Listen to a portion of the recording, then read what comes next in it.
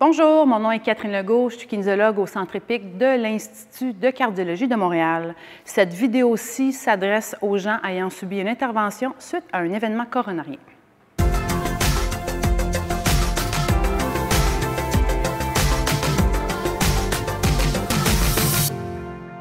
Dès le moment que vous avez eu l'autorisation de la part de votre médecin de commencer à commencer des exercices en fait musculaires, vous allez pouvoir aussi faire la suite des choses. Aujourd'hui, l'objectif en fait, vous et moi, c'est que je vous démontre un auto-travail, une certaine d'expertise que je veux que vous développiez envers vous-même, à vous travailler la cage thoracique et tout ce qui la compose.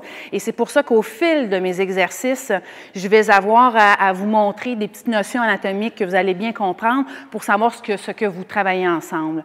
Le premier exercice, c'est la respiration. Donc, je vais faire revenir quelqu'un, je vais vous montrer en quoi ça consiste la respiration avec l'intervention que vous avez eue. Vous allez comprendre qu'une intervention sur la cage thoracique a amené des diminutions de mobilité importantes, entre autres sur les tissus, les fascias, que je vais vous expliquer tout à l'heure, exactement c'est quoi un fascia. Mais vous avez peut-être remarqué que vous avez en fait de la douleur, de la tension, une perte de mobilité, donc capable de respirer, c'est plus difficile. Peut-être que vous allez remarquer aussi que la respiration, en fait, elle est plus haute, ça veut dire elle est moins en bas, puis vous vous mettez à respirer plus thoracique. C'est tout à fait normal, mais ça se retrouve. Et pourquoi? C'est impératif de retrouver une respiration plus basse, c'est que quand vous respirez d'en haut, vous allez venir chercher des muscles accessoires respiratoires. Ils vont venir tirer possiblement sur le cou et les épaules, donc on appelle ça la charnière cervico-thoracique. En respirant en bas, donc en respirant par le ventre, votre diaphragme, là, je vais prendre le score ici, là. Le diaphragme, c'est un muscle, une sorte de méduse en forme de parapluie, si vous voulez, qui est sous la cage thoracique, qui va faire en fait une séparation entre la cavité abdominale et thoracique. Quand vous inspirez, votre diaphragme remonte, il se contracte. Quand vous expirez, votre diaphragme descend. C'est une sorte de piston. Donc, quand vous respirez, il monte et descend. Le diaphragme doit se contracter, mais il doit apprendre à se relâcher. Et le fait que vous avez eu une intervention sur la cage thoracique, comme je vous dis, le patron respiratoire se modifie, respiration devient plus haute. Votre diaphragme il reste contracté parce que votre respiration reste haute. En ramenant une respiration en bas, vous l'entraînez et ça va vous donner une mobilité, une aisance respiratoire, surtout à être capable de ne pas faire des mouvements quotidiens qui tirent juste au niveau des pectoraux, c'est souvent ce qu'on entend. Donc, là, vous allez vous installer au tapis. Ça se fait aussi dans votre lit. Remarquez bien si vous voulez le faire dans votre lit. C'est important que vous ayez les jambes pliées, comme pour vraiment relâcher là, tout ce qui est au niveau du bassin. La première étape, c'est la vérification de votre respiration. Vous allez mettre une main sur le cœur et l'autre directement sur le nombril, en fait. Donc, je veux que vous relâchiez d'abord la tête et les épaules et fermez les yeux. Vous fermerez les yeux, en fait, dans l'exercice. Vous pourrez plus regarder, en fait, ce que ça va donner. Prenez juste conscience de comment est votre respiration pour commencer. Quelle main monte en premier? Est-ce que c'est celle du thorax ou c'est celle du ventre? Comme je vous dis, fort probablement que c'est celle du thorax qui monte. Il faut que ça soit l'inverse. Quand vous inspirez, normalement, d'accord? Quand vous inspirez, vous avez le ventre qui gonfle, les côtes inférieures qui s'ouvrent et, en dernier lieu, la main au niveau du thorax. Quand je parle d'inversion respiratoire, c'est la main du thorax qui va partir en premier, votre ventre, les côtes et le ventre. Moi, je veux l'inverse. Donc là, vous pouvez fermer les yeux. Faites partir la main sur le ventre en premier. Donc, le ventre, c'est un peu plus sur les côtés. Mais bon, on va commencer à sentir que c'est la main sur le ventre qui gonfle en premier. Deuxième étape, ce sont les côtes inférieures. Et la troisième étape, c'est la main sur le thorax. Continuez. La respiration, là, ce n'est pas du premier coup, ça demande un travail. Si vous êtes incapable, puis vous sentez toujours que c'est la main sur le thorax, c'est un devoir. C'est pour ça qu'on le fait en vidéo, c'est que vous êtes capable de le revisionner ensemble. Amenez-moi une respiration en bas. Faites-moi travailler le diaphragme pour qu'il soit mobile, qu'il soit ample et non qu'il reste pris par une petite contraction. Comme je vous dis, si vous respirez d'en haut, votre diaphragme va vouloir rester en haut contracté. Donc, continuez à garder une respiration qui part en bas. Vous sentez l'ouverture des côtes inférieures. Peut-être que vous sentez peut-être un petit peu le bas du dos, vouloir s'appuyer avec votre respiration contre votre lit ou votre tapis. C'est parfait. Et en dernier lieu, lors de l'inspire, la main sur le thorax. Lors de l'expiration, c'est le contraire. Le thorax tombe en premier, les côtes inférieures se referment et le ventre descend. Et ça, c'est lors de l'expiration. Donc, 1 minute, 2 minutes, 3 minutes, si vous voulez m'en faire 5 minutes, il n'y a aucune contre-indication sur la respiration. Ce que ça fait, c'est que ça mobilise, ça dégage, ça fait le travail préparatoire à la suite des choses. Et c'est impératif, je vous dis, travail cage thoracique, la respiration, c'est de concert. D'accord? Donc, ça, c'est le premier exercice.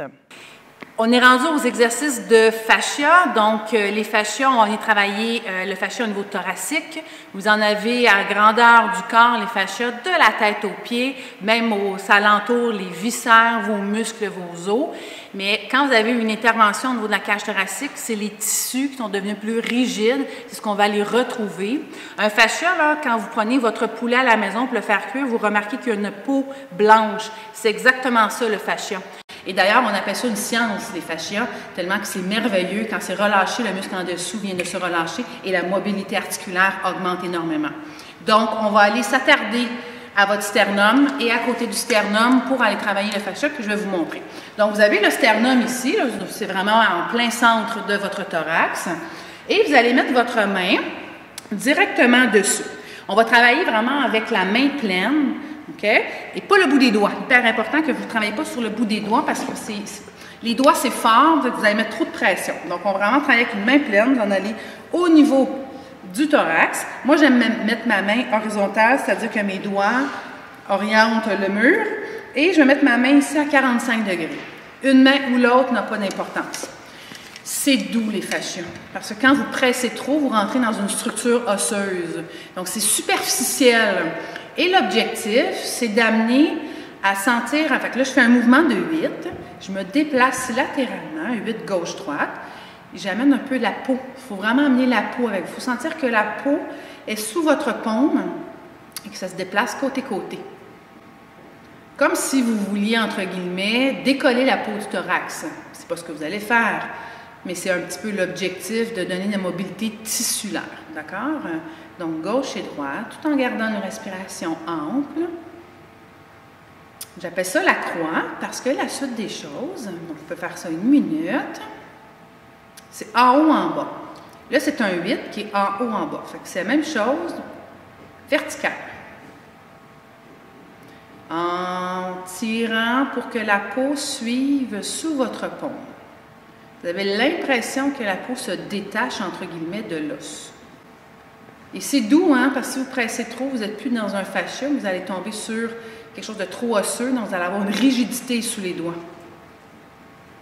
On a vraiment l'impression que la main flotte et que la peau suit notre paume. Pour savoir si vous travaillez bien les fascias, bon, il y en a que c'est instantané, il y en a que ça prend un travail, il y en a que c'est au fil du temps également. On sent un petit peu comme de l'air qui passe, qui circule. Bon, c'est vraiment parfait, c'est exactement ça. Donc, une croix qui monte et on se déplace. Donc, on fait notre croix côté-côté, un 8 côté-côté. Thorax, monte et descend. Là, vous pourrez le faire, si vous voulez faire un peu plus haut, puis vous pouvez le faire aussi un peu plus bas. Donc, je vous encourage là, à le faire un peu plus bas. Donc, vous allez vraiment mettre votre main ici, en fait, OK? Et vous me faites la même chose latéralement. Et d'en haut en bas, faites votre croix. Tout en cherchant les petites sensations que je vous ai énumérées pour vous faire vivre le travail.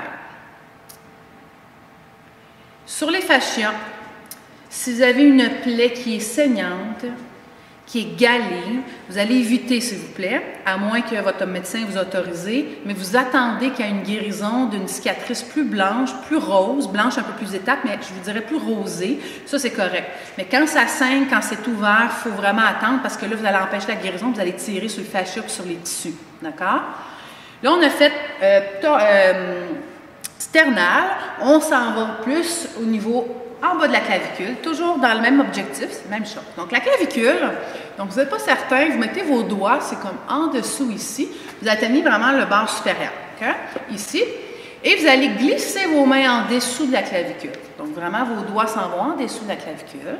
Et c'est le même principe, les doigts horizontaux, donc en fait, les doigts qui pointent le mur opposé, une main en oblique. Moi, c'est mon petit truc, je trouve que je suis un petit peu plus forte. Regardez bien ce qu'on va faire. À l'expiration, votre main est juste déposée. Il ne se passe rien avec votre main.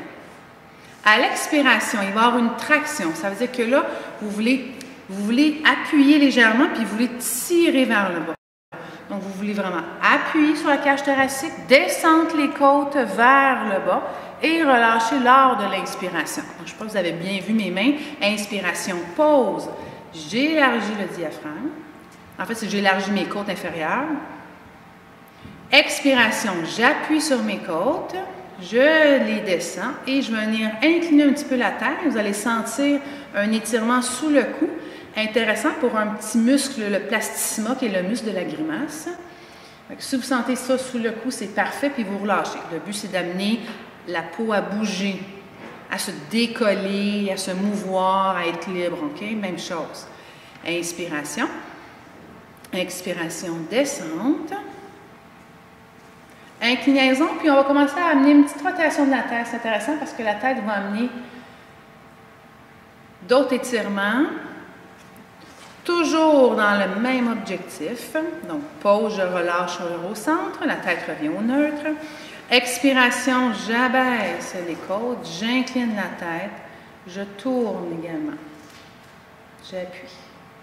Dernière fois. Inspiration, je relâche la pression, mes mains sont juste déposées.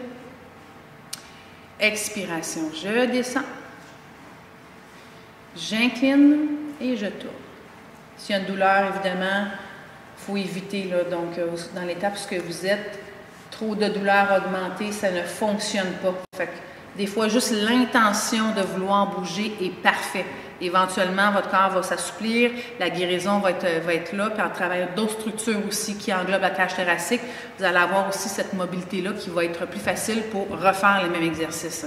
Donc, si l'exercice ne fonctionne pas au moment présent, peut-être que plus tard, à force de travailler, on a d'autres exercices qui vont suivre. Vous allez reprendre l'exercice, vous allez vous dire « Wow, finalement, je suis capable de le faire. » C'est l'objectif.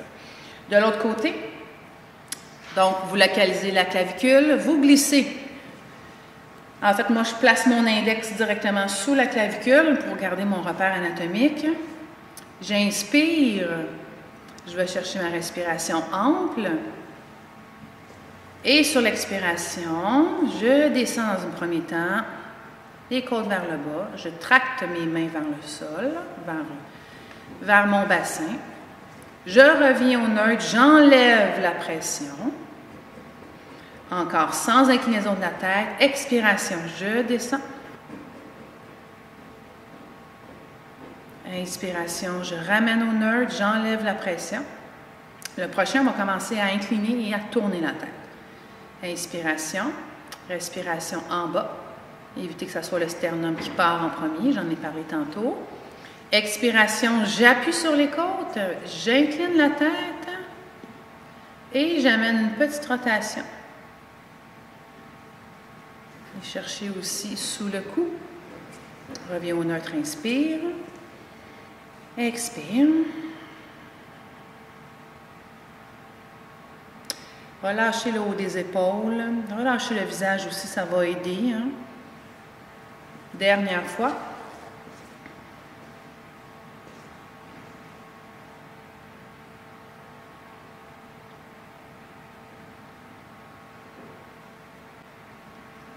Et on revient au neutre. Parfait. Maintenant, nous allons poursuivre. On va aller, je vais vous montrer deux exercices. On va vraiment aller directement palper son diaphragme. Donc, pour cet exercice, je vais vous montrer mes côtes à moi. Où est-ce que vous allez placer vos doigts? Donc, vous avez ici le V des côtes. Donc, ça, c'est la partie infracostale. OK?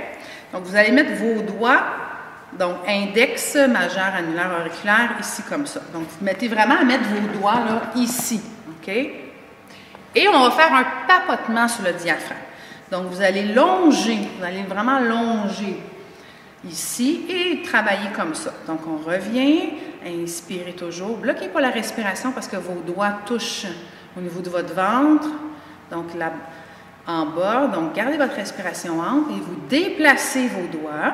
Et vous, pas trop de pression, mais vous voulez quand même avoir un peu à rentrer un petit peu les doigts sans que ça mette un spasme. Préparez le travail qui va suivre par la suite. Donc, petit travail intéressant d'auto-traitement, auto-massage du diaphragme.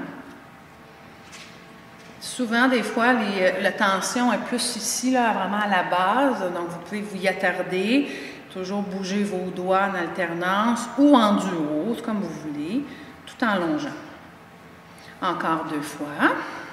Relâchez tension dans vos épaules. C'est sûr que ça demande quand même un petit travail au niveau des épaules, des fois musculairement. Fait que si vous voyez que c'est impossible parce que bon, il y a trop de traction, allez-y avec une main, puis regardez une main ou l'autre main, mais tout doux. Fait que vous pouvez faire juste comme plus une petite traction tout simplement de la peau. Puis quand vous rentrez un petit peu, là, vous atteignez vraiment le muscle, fait que vous sentez. Fait que c'est pas obligé d'être les deux. Ça peut juste être d'un côté, tout simplement. Puis éventuellement, il faut y arriver, mais il y a plein d'alternatives. Il n'y a pas de contre-indication, là, à moins que vous ayez quelque chose de particulier, mais sinon, il faut le faire. Fait que ça se change très bien. On garde toujours les doigts à la même place. Là, maintenant, on va l'entraîner. Plus actif, je pourrais dire. Donc, vous placez vos doigts même place. Souvent, des fois, les gens, je me rends compte qu'ils ne savent pas exactement où les placer. C'est pour ça que je travaille avec Oscar. Mettons, on sent vraiment le rebord, là. Vous voulez mettre vos doigts ici. OK?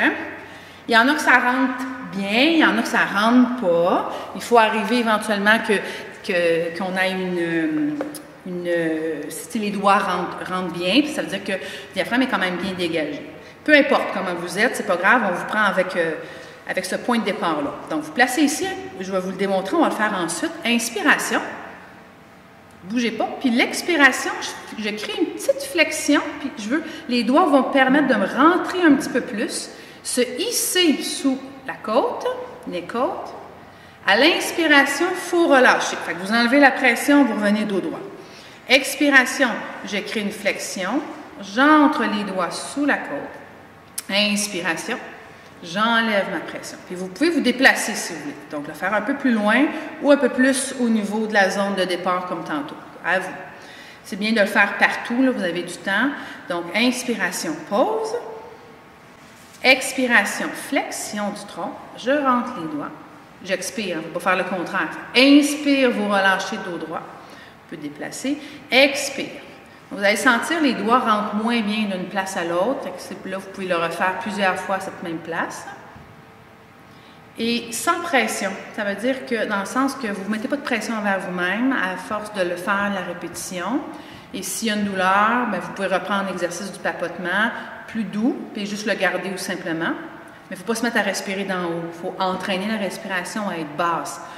Je vous dis que votre patron respiratoire ne soit pas inversé. C'est prioritaire pour la cage thoracique. Dernière fois, inspiration. Expiration. Et on relâche. Donc, ça se peut que des fois que vous avez un petit peu des rougeurs, ne vous inquiétez pas, c'est tout à fait normal. Nous poursuivons. Tantôt, on a travaillé les intercostaux en automassage. OK? Je l'ai montré sur le mannequin que j'avais aujourd'hui. Là, on va aller les mettre en mouvement, les intercostaux. Donc, ce petit exercice simple, ça se fait debout. Moi, je vais rester assis. Je trouve que c'est bien parfait. Donc, vous avez une main à plat, comme sur une table imaginaire. Et vous allez avoir une main ici. Mais ça peut être comme ça. Fait que comme ça ou comme ça. Ça dépend. Il y a des gens, des fois, que l'élévation du bras ne fonctionne pas. Donc, je vais vous montrer. Je vais en faire un sur deux comme ça. Je vais vous montrer aussi l'autre comme ça. Inspiration. Je vais m'incliner sur le côté et revenir. Une main comme ça, inspiration, pause. Expiration, je m'incline et je reviens. Et là, on va le garder comme ça, puis je vais aller m'incliner de l'autre côté. Pause, j'inspire, je ne bouge pas. Et là, je m'en vais du bras du côté, du bras où il est le plus long, sur le côté. Donc, ça vient ouvrir notre espace Et on revient. Puis c'est vraiment doux. Donc, quand vous inclinez, c'est comme si on voulait les étirer, leur donner de l'espace. Ça donne permet d'amplifier la respiration plus latéralement, parce que c'est au niveau du ventre, mais on sent bien les côtes inférieures. Et je reviens. J'alterne. Donc, une main, l'autre en bas. Ici, je m'en vais du même côté. Je reviens. Un bras en haut, du même côté du bras qui est en extension.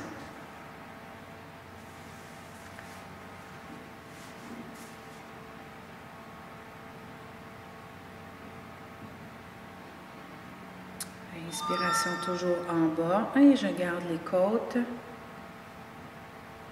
Une sensation que ça vient ouvrir.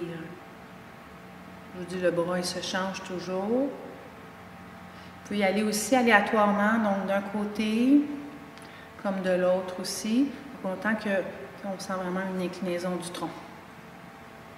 1 minute environ à 2 minutes, sans problème. Une fois qu'on a travaillé les fascias, le diaphragme, on rentre dans un travail au niveau des intercostaux. Les intercostaux, ce sont les muscles que vous avez entre vos côtes. Okay? Quand vous les dégagez, vous allez comprendre que c'est des muscles aussi impliqués dans la respiration. Vous allez avoir un beau dégagement, une mobilité que vous allez retrouver au niveau de la cage thoracique. Donc, l'objectif, ça va être de palper vos côtes et d'aller mettre vos doigts pour aller masser les muscles entre les côtes. Donc, je vais vous montrer ici sur un mannequin. Donc, vous allez chercher en fait la clavicule. Donc, je vais vous prendre ce côté-ci. Donc, puis là, vous descendez. Donc, vous avez vraiment les doigts, là, le repère, c'est la clavicule, puis vous allez aller en bas de la clavicule, puis vous allez essayer d'aller chercher l'espace entre deux côtes. Donc, soit que vous le faites avec 2 mains ou une main, je vais vous le montrer, puis soit que vous faites un trait tiré. Donc, ça veut dire que vous passez vos doigts, comme si vous vouliez peindre. Fait que là, vous allez descendre un peu plus bas, vous allez localiser une autre côte, l'autre côte sous-jacente en bas, puis vous passez entre vos côtes vos doigts. Donc, ça peut être une petite vibration, ça peut être un trait tiré. Vous pouvez revenir, un mouvement aléatoire, et vous allez faire ça tout le long en fait, jusqu'en bas ici. OK? Donc, vous continuez et vous le faites. Mesdames, il faut essayer d'aller chercher, là, même si la poitrine est là, vous avez des côtes qui sont en dessous. Donc, messieurs, c'est un peu plus facile, j'en conviens, mais il faut arriver. Il faut vraiment arriver, c'est important ce que je mentionne, arriver à sentir le travail. Sentir que vos doigts, au début, on n'est pas habitué avec cette palpation-là. Je vous dis, c'est vraiment de la pratique. Faites-vous-en pas. Comme je vous dis, allez douce, si c'est plus superficiel, mais vraiment, vous allez chercher une côte. Sa côte sous-jacente, vous passez vos doigts en trait tiré. Si quelqu'un à la maison se sent plus à l'aise de le faire sur vous, plus facile, bien, allez-y sans problème. Donc, si je le fais sur moi-même, la clavicule, et on veut passer entre les côtes et le faire jusqu'en bas de chaque côté. Donc, rendu en bas ici, faites la même chose. Comme je vous dis, ça peut être des petites vibrations, il y a plusieurs petites techniques. Et vous descendez. Si je le fais plus de ce côté-là que vous voyez ici, vers le bas, passez vos doigts entre vos côtes.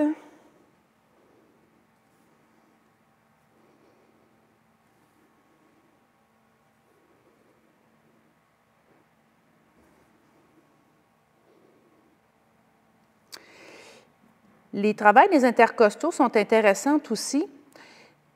J'ai parlé au niveau de la respiration, mais vous avez aussi sur Oscar, je vais vous montrer, quand vous avez une côte, vous savez que votre côte, elle fait le tour, hein, ça va jusqu'en arrière, puis elle se rattache avec une dorsale. Donc, quand vous avez une mobilité entre les côtes due à des muscles bien relâchés, ça va empêcher qu'il y ait une dorsale, une vertèbre ne bouge pas, mais elle va se faire, souvent les vertèbres se font tirer par des muscles dorsaux. Okay? Donc, quand vous avez un dégagement en avant, ça tire moins en arrière et vice-versa. Souvent, les gens, des fois, ils ont moins de douleurs en avant, mais ils se développent des douleurs au niveau dorsal. Donc, c'est pour ça qu'il faut aller, première étape qu'on vérifie, c'est le diaphragme. Deuxième étape, c'est savoir, y a-t-il une restriction entre deux côtes. Donc, comme je vous dis, c'est un travail pour aller aider à avoir une meilleure mobilité. Là, je vous donne vraiment des trucs. Fait que vous faites vraiment à droite, puis vous faites vraiment la même chose à gauche entre vos côtes et vous prenez le temps de le faire. C'est vraiment important. Une fois que vous avez rétabli votre respiration, vous avez travaillé entre vos côtes, on a travaillé les fascias, maintenant il faut mettre du mouvement.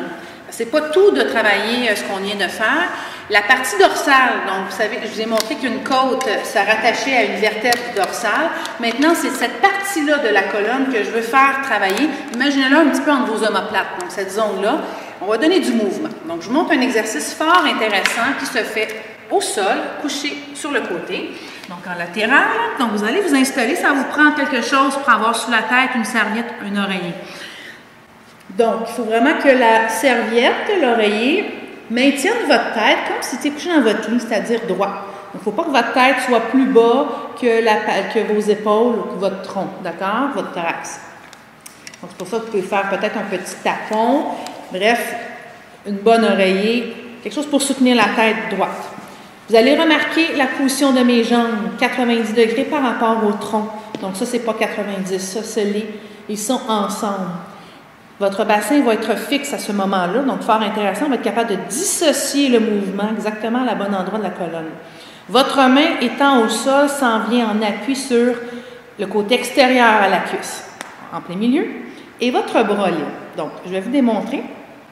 Je fais une traction, je fais une douce rotation vers l'arrière, je cherche à reculer l'épaule et le tronc derrière. Et je vais venir pousser vers l'avant doucement. Pousser, c'est un grand mot, là, on pousse. Si ce n'est pas possible, parce que l'ouverture du bras, vous pourrez le mettre la main sur le ventre et amener une rotation vers l'avant. Mais avec le bras, vous venez chercher davantage la zone de la partie de la colonne vertébrale que je veux faire travailler. Donc, coude derrière, j'ouvre un peu en latéral et je m'en viens devant. Inspiration derrière. Expiration devant. Donc, on verse. Vous allez sentir vraiment la zone entre les omoplates. Donc, visez un peu la zone de milieu omoplate pour sentir que c'est ça qui travaille, c'est ça qui bouge. Et il faut que ça bouge avec le moins possible de restrictions. Surtout pas de douleur. J'ai donné les options à changer. Et la manière que les hanches sont au sol, ça va vous empêcher que vous ameniez aussi le bassin. Donc, il ne faudrait pas que le bassin bouge. Bien ancré au tapis. Inspirez derrière. Expirez devant. 2 fois encore. Les bras doux. Et dernière fois. C'est un peu comme un mouvement de tir à l'arc.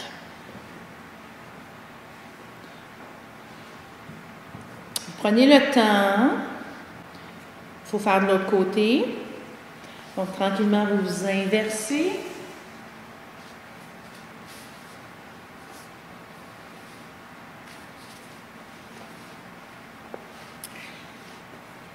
L'auto-évaluation de la position de la tête, c'est votre première étape. Position des jambes à 90. Votre main au sol s'en vient saisir le bord extérieur, donc en plein milieu. Avec votre bras, on commence derrière, on tire doucement le coude, on verse vers l'arrière. Expiration, on s'en va vers l'avant. On sent aussi l'omoplate qui bouge sur le grille costal. Le grille costal, c'est sur les côtes. Et ça, c'est parfait. Expiration. Donc, il ne faut surtout pas aller avec la vitesse. La vitesse va vous faire débarquer de votre côté d'auto-questionnement. Ce que je veux dire, c'est que quand vous bougez, en chaque fois que vous bougez, vous questionnez, vous cherchez à évaluer, à sentir des choses. Est-ce que je bouge les bonnes choses? Est-ce que c'est ce qu'on veut que je bouge? Mais quand vous allez avec une vitesse, vous ne questionnez plus, puis vous ne savez pas ce que vous travaillez. Et là, comme on est en remise en forme par rapport à votre intervention, c'est progressif, c'est doux, ça se fait en travail préparatif. Retrouver une cage thoracique aisée et mobile. Et une dernière fois. Inspiration toujours derrière. Expiration devant. Vous pouvez ramener votre main près de vous si vous désirez. Évaluez la respiration. Est-ce que c'est toujours le thorax, même en couché sur le côté? Est-ce que vous sentez qu'il y a plus d'ouverture? Est-ce que vous sentez que ça circule? Est-ce qu'il y a plus une facilité à prendre une respiration qu'au début? Avec le temps, la réponse, ça va être oui.